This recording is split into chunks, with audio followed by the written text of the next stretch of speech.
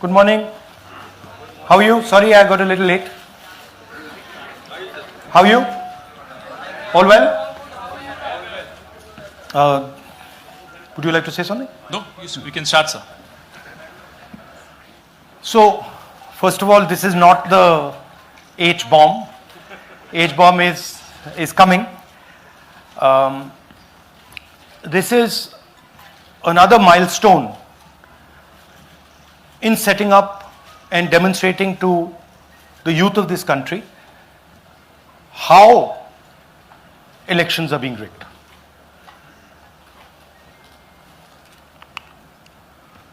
So I'm going to make a claim here, very strong claim, about CEC Gyanesh Kumar. And this is not something I'm saying lightly. I'm the leader of the opposition in the Lok Sabha. This is something I'm saying after solid proof that I'm going to show you, the youth of India, the people of India today. Proof that is black and white, absolutely clear, that the Chief Election Commissioner of India is protecting the people who have destroyed Indian democracy. I'm also going to show you the method by which votes are being added and deleted, and I'm going to show you how they are done, how that is done. In election after election, someone, some force, some group of people has been systematically targeting millions of voters for deletion across India. This is something that we've heard again and again and again.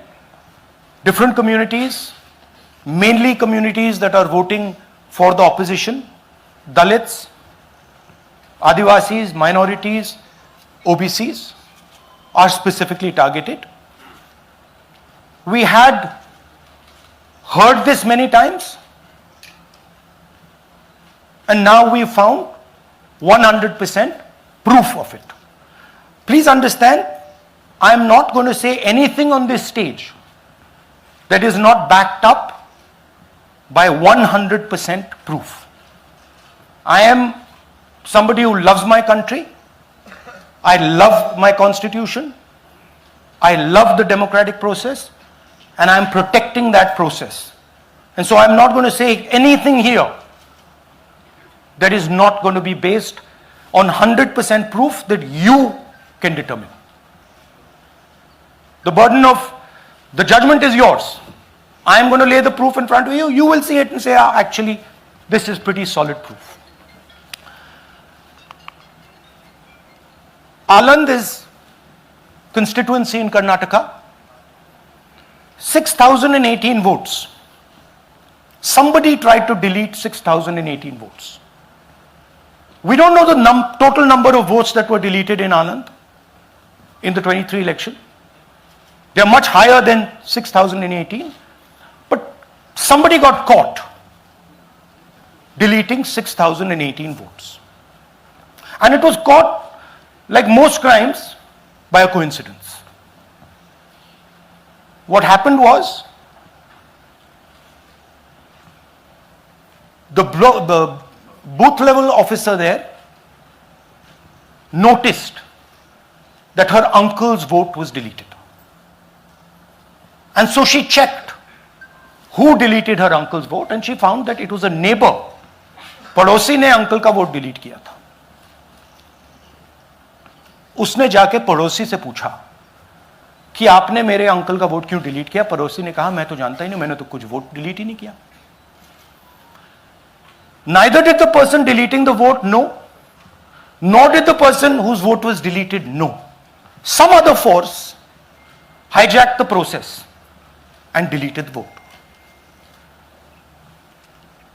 And as luck would have it, got caught. What does the operation look like? In Anand, 6,018 applications were filed impersonating voters. The people who filed these applications actually never filed them. And we will show you evidence of that on this stage. The filing was done automatically using software. We will show you that. Mobile numbers from outside Karnataka, from different states, and you can see on the map, from different states were used to delete numbers in Aland.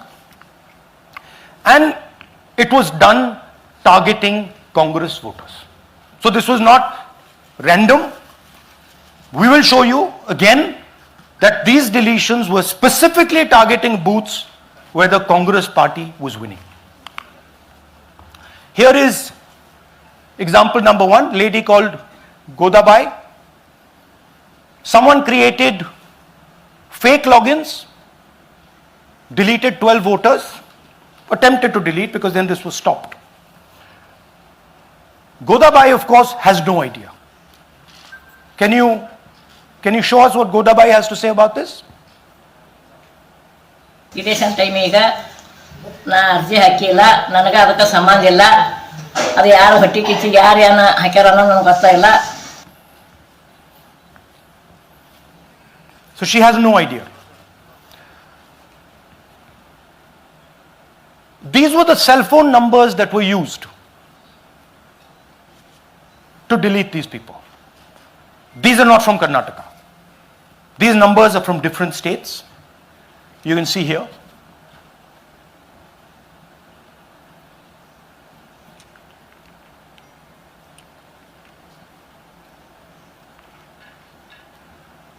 So the question is,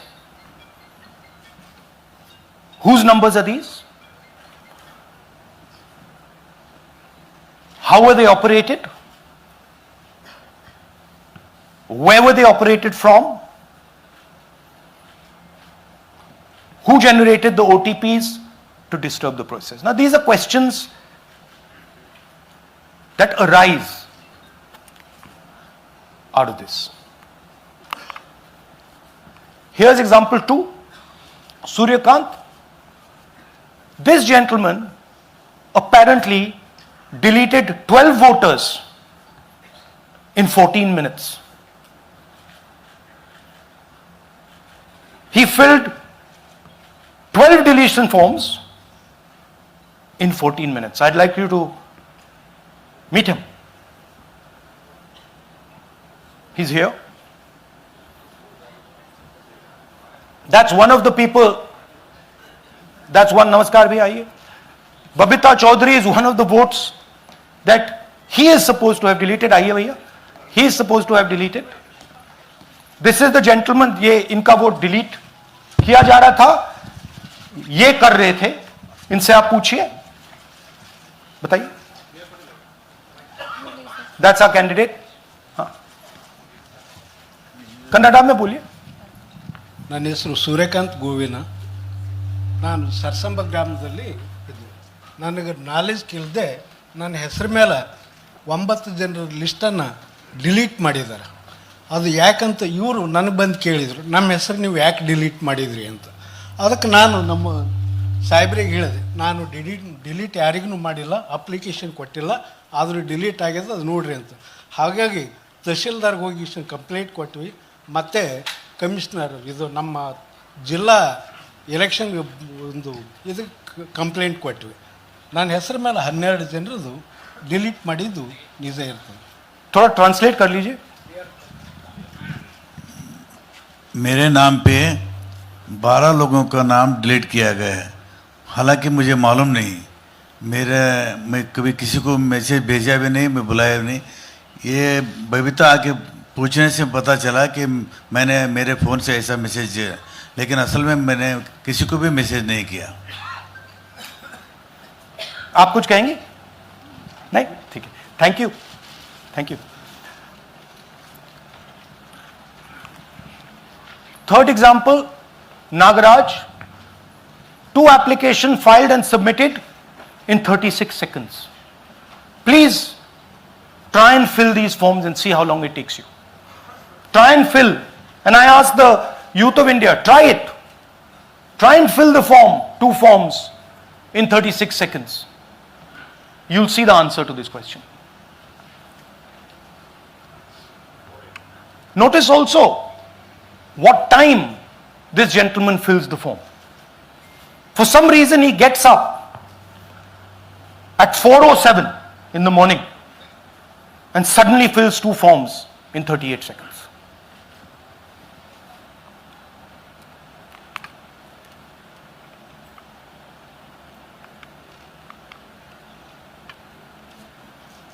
Now let's talk about how this is being done. And why I'm saying, and we are saying, that this is being done in a centralized manner. And this is being done not using individuals, but using software. Look at the serial numbers. Serial number 1, serial number 1, serial number 1, serial number 1. Serial number 1 means that this is the first person whose name, this is the first name in the booth. So a software is picking up the first name in the booth and using it to delete voters. So someone ran an automated program that ensured the first voter of the booth was the applicant. That same person got cell phones from outside the state, used them to file the applications. And we are pretty certain that this was done in a centralized manner and it was done at scale. This was not done in a, at a worker level. This was done at a call center level. Okay? Targeted deletions in strong Congress booths. The top 10 booths with maximum deletions are Congress strongholds. Congress won 8 other 10 booths in 2018. This was not a coincidence. This is a planned operation. Now, let's come to why I'm making such a direct accusation about this gentleman, Gyanesh Kumar. There is an ongoing investigation on this matter in Karnataka. The CID of Karnataka has sent 18 letters in 18 months. 18 letters in 18 months to the Election Commission. And they have asked the Election Commission for some very simple facts. Number 1, give us the destination IP from where these forms were filled. Number 2, give us the device destination ports from where these applications were filed. And number 3, most important, give us the OTP trails, because when you file, you have to get an OTP. 18 times in 18 months. The CID of Karnataka has written to the Election Commission for this. And they are not giving it. Why are they not giving it? Because this will lead us to where the operation is being done from. And we are absolutely convinced where this is going to lead. I'll give you a little bit of the chronology.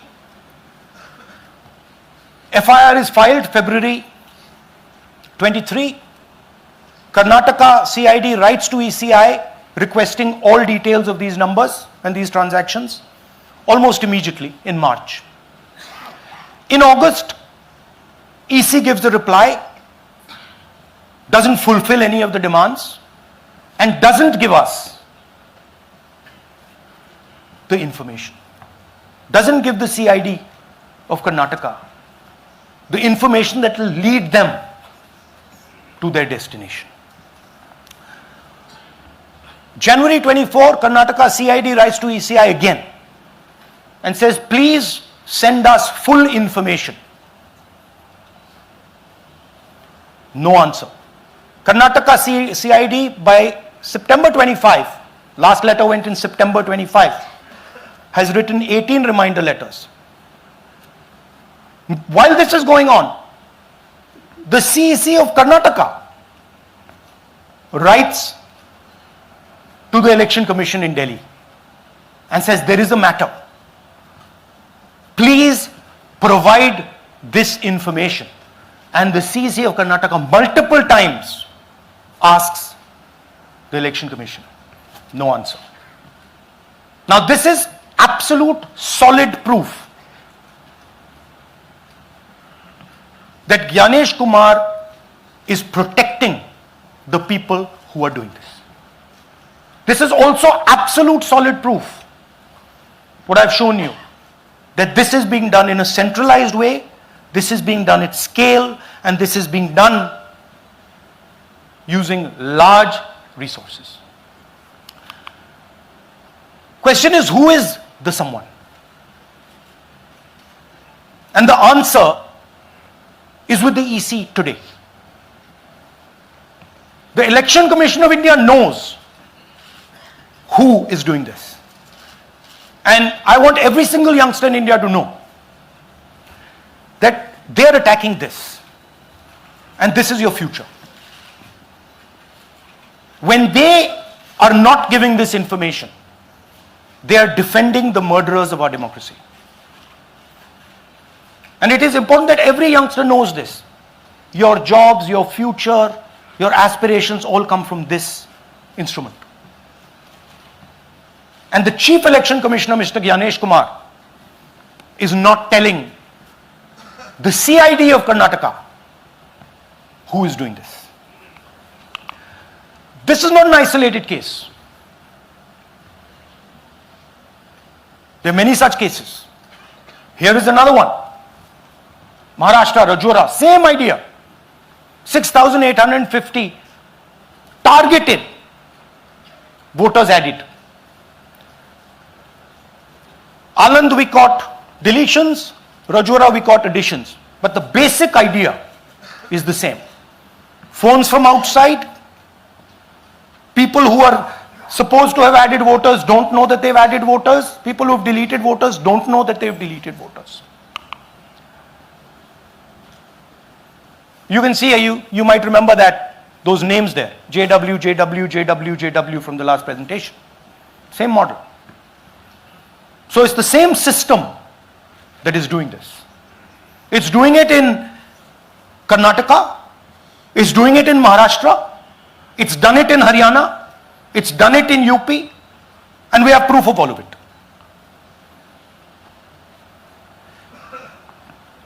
Names are being filled, addresses, the address is Sasti, Sasti, Sasti, Sasti. Name is UQ, JJW.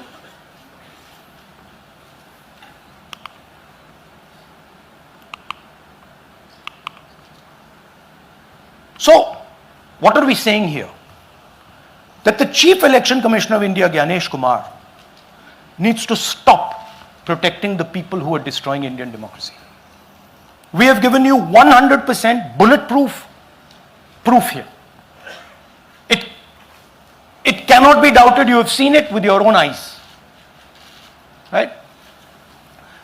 EC has to release this data of these phones, these OTPs, within a week. Otherwise, we will know for sure that Gyanesh Kumar is protecting the people who are destroying and attacking the constitution. Thank you. धन्यवाद पीठ हिंदी में बोले? हिंदी का नहीं, reverse कर दीजिए, पूरा हिंदी में बोल देता हूं, पूरा हिंदी में। देखिए, ये एच बॉम्ब तो नहीं है, एच बॉम्ब आ रहा है, हाइड्रोजन बॉम्ब आ रहा है। ये एक और उदाहरण है वोट चोरी का।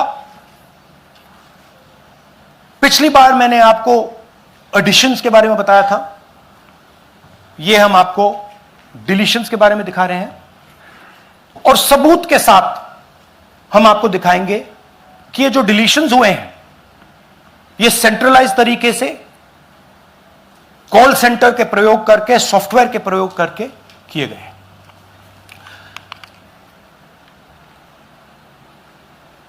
हमारे पास इस प्रेजेंटेशन में जो मैंने आपको अभी दिखाया 100% सबूत है, प्रूफ है कि ज्ञानेश कुमार जी हिंदुस्तान के चीफ इलेक्शन कमिश्नर वोट चोरों की रक्षा कर रहे हैं, और यह मैं आपको अभी दिखाने जा रहा हूं। हर इलेक्शन में हमें रिपोर्ट आती थी कि वोटर्स डिलीट हो रहे हैं, कांग्रेस वोटर्स डिलीट हो रहे हैं, ऑपोजिशन के वोटर्स डिलीट हो रहे हैं, दलित वोटर्स डिलीट हो रहे हैं, आदिवासी हो रहे हैं, माइनॉरिटी वोटर्स डिलीट हो रहे हैं, ओबीसी वोटर्स डिलीट हो रहे हैं। मगर जब डिलीट होते हैं ऑपोजिशन के ही होते हैं। कर्नाटक में आलंद कंस्टिट्यूएंसी है, यहां पे चोरी पकड़ ली,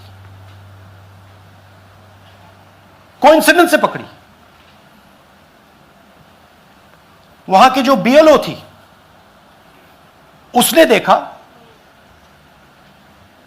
कि उसके रिश्तेदार को डिलीट कर दिया गया था। जैसे चोरी पकड़ी जाती है, कोई छोटी सी गलती हो जाती है, हाथ आ जाती है। अलंद में 6018 वोटर्स डिलीट हुए, उसमें से इनकी रिश्तेदार थे।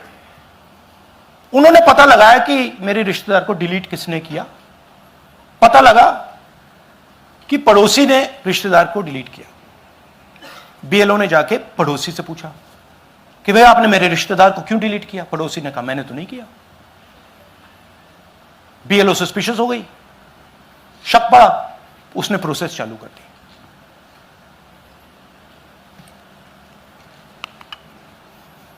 पता क्या लगा कि कोई ना कोई, किसी ने अलंद में वोटर डिलीशन सिस्टमैटिकली ऑर्गेनाइज तरीके से, सेंट्रलाइज तरीके से किया। हमें यह नहीं मालूम कि आलंद में कितने वोटर डिलीट हुए, क्योंकि इससे बहुत ज्यादा हो सकते हैं। 6000, तकरीबन 6000 पकड़े गए, उस पर इन्वेस्टिगेशन हो गया। क्या पता लगा कि फाइलिंग ऑटोमेटिकली ऑनलाइन हो रही है। मोबाइल नंबर्स कर्नाटक के नहीं यूज हो रहे, मोबाइल नंबर्स दूसरी स्टेट्स के यूज हो रहे हैं। इनफैक्ट कर्नाटक के नंबर थे ही नहीं उसमें। मतलब आप दिल्ली में बैठे डिलीट कर रहे हो, आपका नंबर तमिलनाडु का है। आप गुड़गांव में डिलीट कर रहे हो, आपका नंबर झारखंड का है। और जब हम चेक कर रहे हैं कि भैया आपका नंबर है, तो आपका नंबर है ही नहीं, किसी और का नंबर है। और टारगेट करके कांग्रेस वोटर्स को डिलीट किया गया। ये गोदाबाई जी हैं, इनके नाम पर 12 वोटर्स डिलीट किए गए। इनको मालूम ही नहीं, इनको पता ही नहीं कि इन्होंने 12 वोटर्स डिलीट किए। दिखाइए जरा। ಇಲೆಕ್ಷನ್ ಟೈಮ್ ಈಗ ये इनका वीडियो है। ನಾ ಅರ್ಜಿ ಹಾಕಿಲ್ಲ, ನನಗೆ ಅದಕ್ಕೆ ಸಂಬಂಧ ಇಲ್ಲ। ಅದು ಯಾರು ಹೊಟ್ಟಿ ಕಿಚ್ಚಿ ಯಾರು ಏನ ಹಾಕ್ಯಾರ ಅನ್ನೋದು ನನಗೆ ಗೊತ್ತಾಗಿಲ್ಲ। तो इनको आइडिया नहीं है कि इन्होंने वोटर्स डिलीट कर दिए।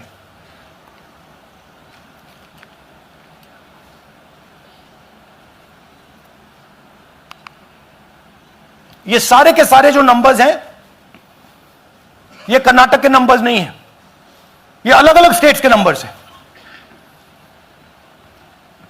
और इन नंबर्स को आप फोन करके देखिए, रिप्लाई नहीं आता है।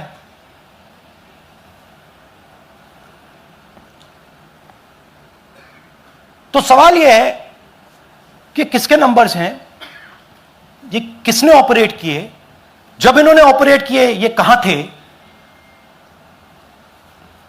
आईपी एड्रेस क्या था, ओटीपी कैसे जनरेट हुआ, कहां गया, यह सवाल है। यह दूसरा उदाहरण, सूर्यकांत जी जो अभी स्टेज पे आए थे, इन्होंने 12 वोटर्स को 14 मिनट में डिलीट कर दिया। आप फॉर्म भरने की कोशिश कीजिए, डिलीशन फॉर्म भरने की कोशिश कीजिए, देखिए। और जब हमने इनसे पूछा कि भैया आपने ये कैसे किया, वो कहते हैं मैंने तो नहीं किया, मैं तो जानता ही नहीं हूं।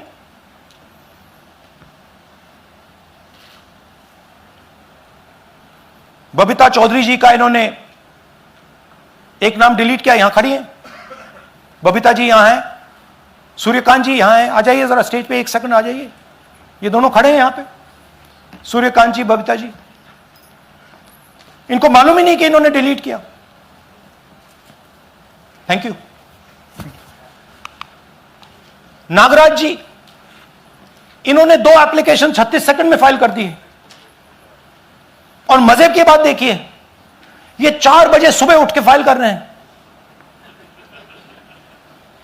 पता नहीं क्या हुआ, 4 बजे सुबह कहा कि भैया मैं 2 वोटर को डिलीट करूंगा, और कितने 36 सेकंड में डिलीट कर दिए, फिर सो गए।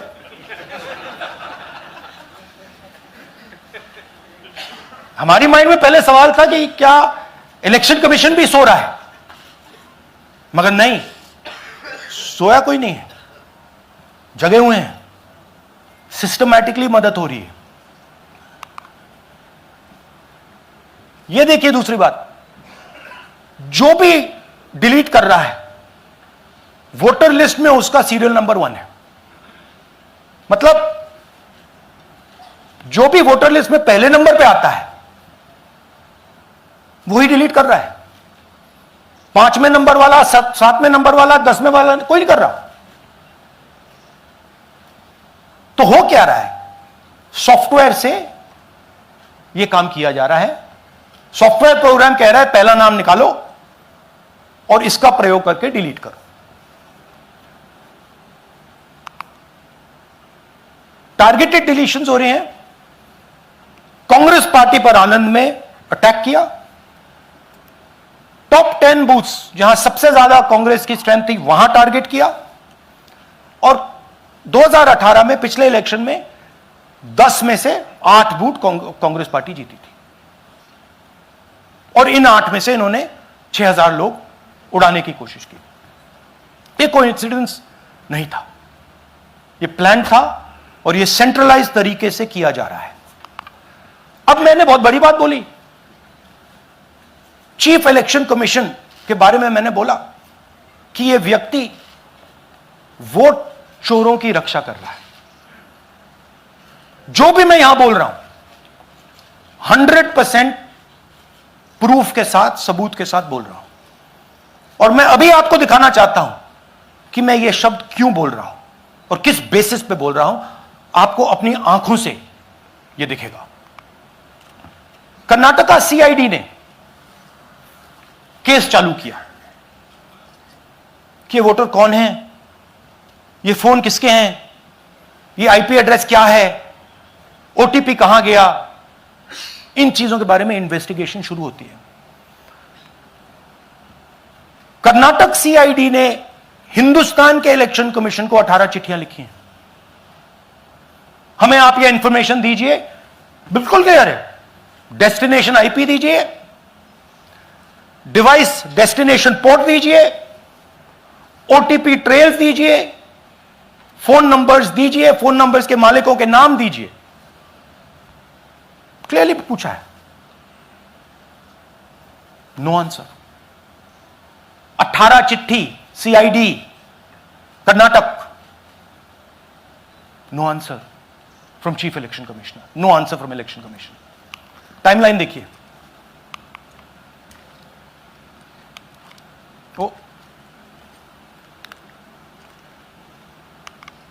ओके, फरवरी 23 में इन्वेस्टिगेशन शुरू होती है। मार्च 23 में कर्नाटका सीआईडी चिट्ठी लिखती है ईसीआई को कि हमें सारे डिटेल्स दे दीजिए। अगस्त में इनकंप्लीट डिटेल्स दी जाती हैं, जिससे कोई इन्वेस्टिगेशन आगे नहीं बढ़ेगा। जिन चीजों की जरूरत थी वो नहीं दी, जिसकी जरूरत नहीं थी वो सारी दे दी। पहला सबूत। दूसरा सबूत, 18 बार रिमाइंडर लेटर गए हैं। आपको अगर सीआईडी एक बार लेटर भेज दे और आप नहीं गए, आप जानते हो क्या होगा। यहां पे इलेक्शन कमीशन को 18 बार लेटर गए हैं, कुछ नहीं हुआ है।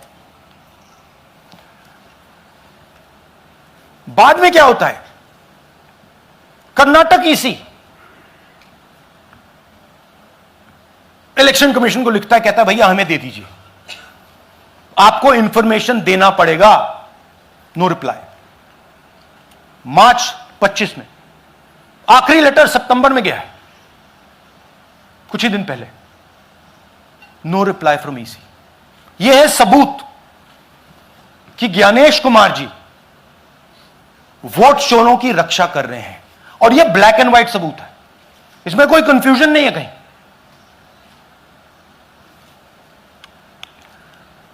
तो सवाल उठता है, ये है कौन जो सेंट्रलाइज तरीके से कॉल सेंटर के प्रयोग से, सॉफ्टवेयर से अलग अलग प्रदेशों में वोट डिलीट कर रहे हैं, ऐड कर रहे हैं। इलेक्शन कमीशन जानता है, ज्ञानेश कुमार जी जानते हैं। अच्छा, ये सिर्फ आनंद में नहीं हुआ, ये अलग अलग कंस्टिट्यूएंसीज में हुआ है। आनंद में लीगल प्रोसेस चालू हो गई, पकड़ लिया। यहां महाराष्ट्र में उसी मोडस ऑपरेंडी से, उसी सिस्टम से यहां पे वोट ऐड हुए हैं। आनंद में डिलीट, रजौरा में एडिशन। 6850। आपको याद होगा पिछले प्रेजेंटेशन में मैंने आपको नाम दिखाए थे, ये देखिए वही नाम यहां है। वही सिस्टम महाराष्ट्र में चल रहा है जो कर्नाटक में चल रहा था। नाम वैसे ही है, जेडब्ल्यू जेडब्ल्यू जेडब्ल्यू, पता वैसा है, जेडब्ल्यू जेडब्ल्यू, नाम यू ऐसे किसी ने टाइप करके लगा दिया। तो जो ये काम कर रहा है, ये उत्तर प्रदेश में, हरियाणा में, बिहार में, कर्नाटक में, महाराष्ट्र में वही कर रहा है।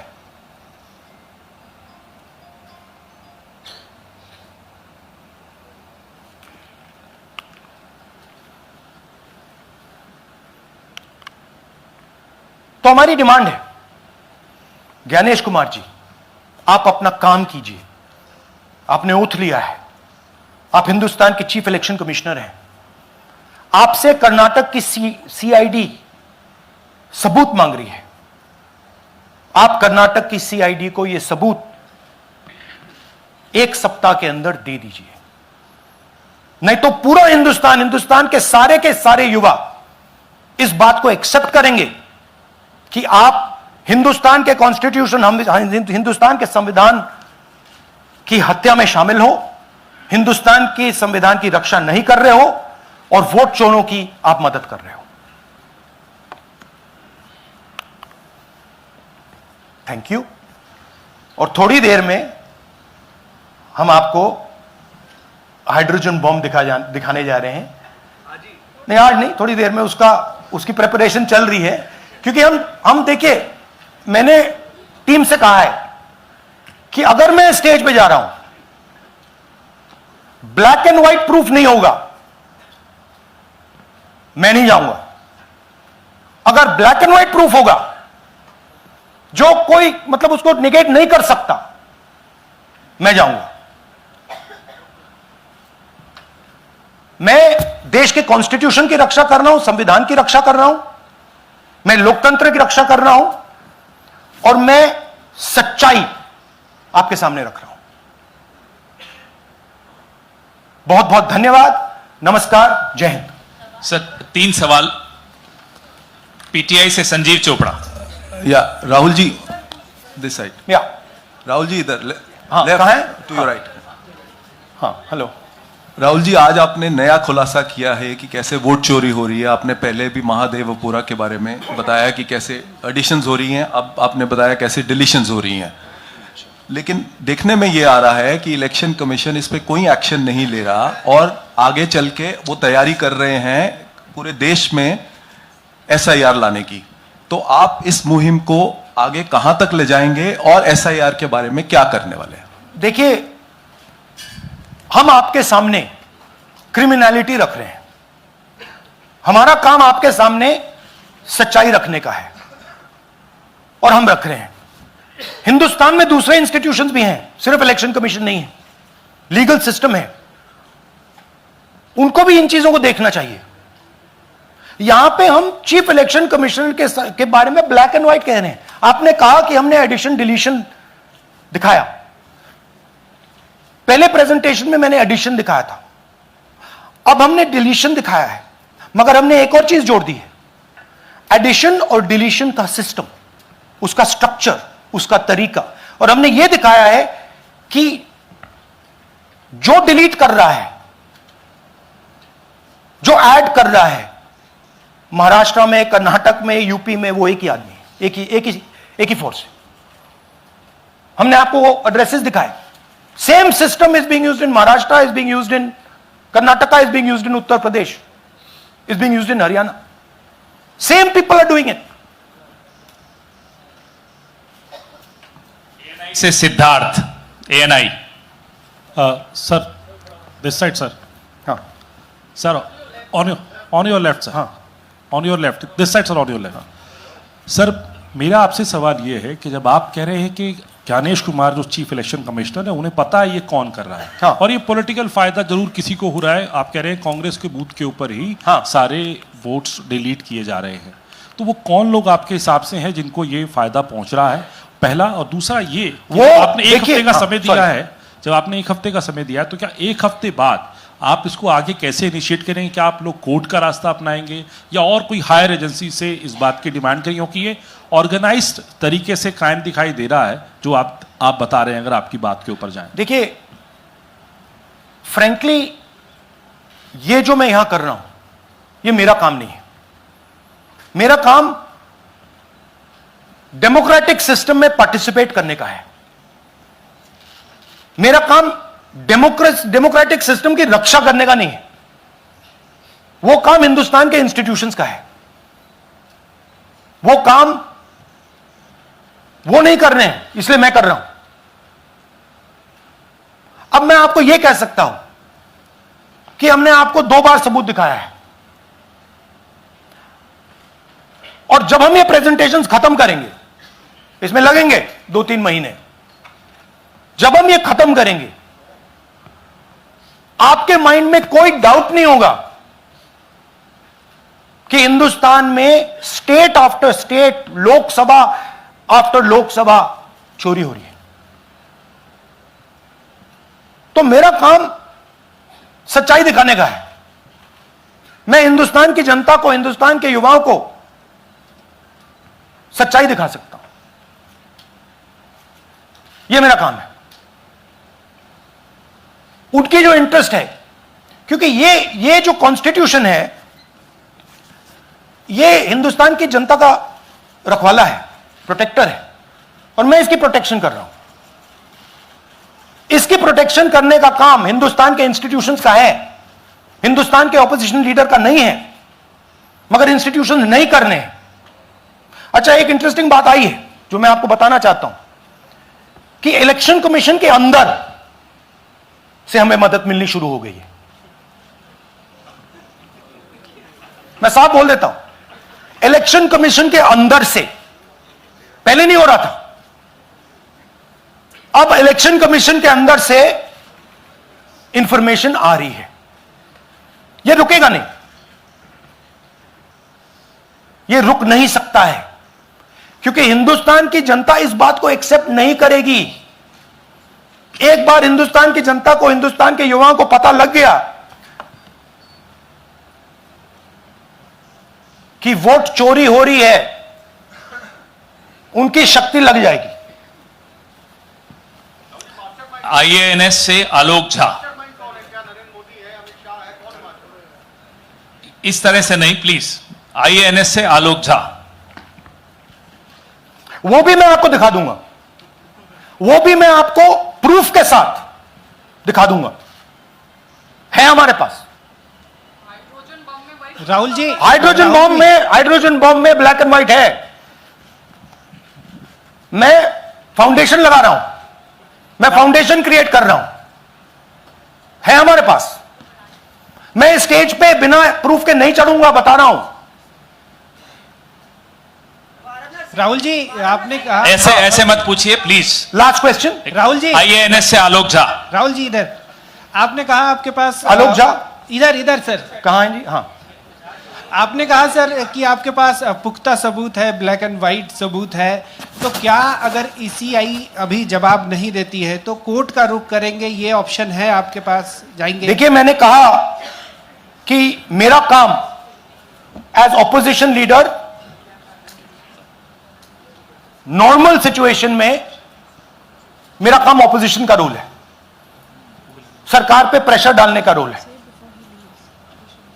मेरा काम हिंदुस्तान के लोकतंत्र को बचाने का नहीं है। मैं वो काम कर रहा हूं, इस स्टेज पे मैं वो काम कर रहा हूं। तो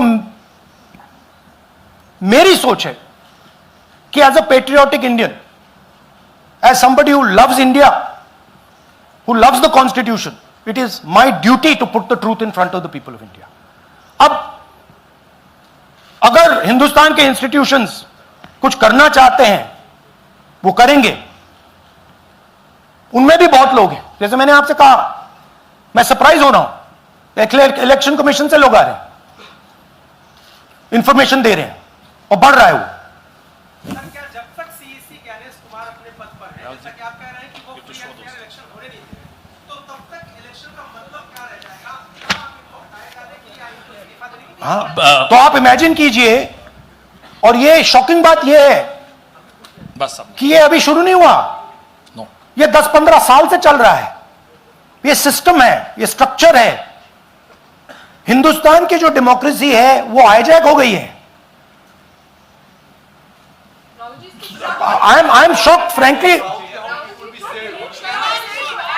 democracy, brothers and sisters, democracy can only be saved by the people of India. Nobody else can save democracy. Rahul Gandhi can come here and say something and say this is the truth. But the people of India, who I believe in, who I love, can do it. The day the people of India realize that आपका जो लोकतंत्र है, आपका जो संविधान है, वो आपसे चोरी हो गया है, उस दिन काम हो जाएगा। Thank you. अब आप लोग अपने स्थान पर खड़े हो जाइए राष्ट्रगान के लिए। ये है इनकी डिटेल लिस्ट, देख लीजिए।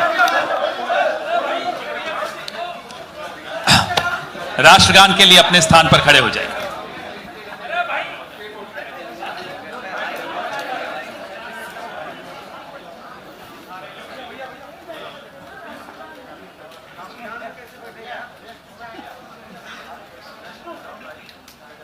भारत भाग्य विधाता, पंजाब सिंध गुजरात मराठा, द्राविड उत्कल बंगा, विंध्य हिमाचल यमुना गंगा, उच्चल जलधि तरंगा, तव शुभ नामे जागे, तव शुभ आशीष मांगे, गाहे तव जय गाथा, जन गण मंगलदायक जय हे भारत भाग्य विधाता, जय हे जय हे जय हे जय जय जय जय हे। Thank you.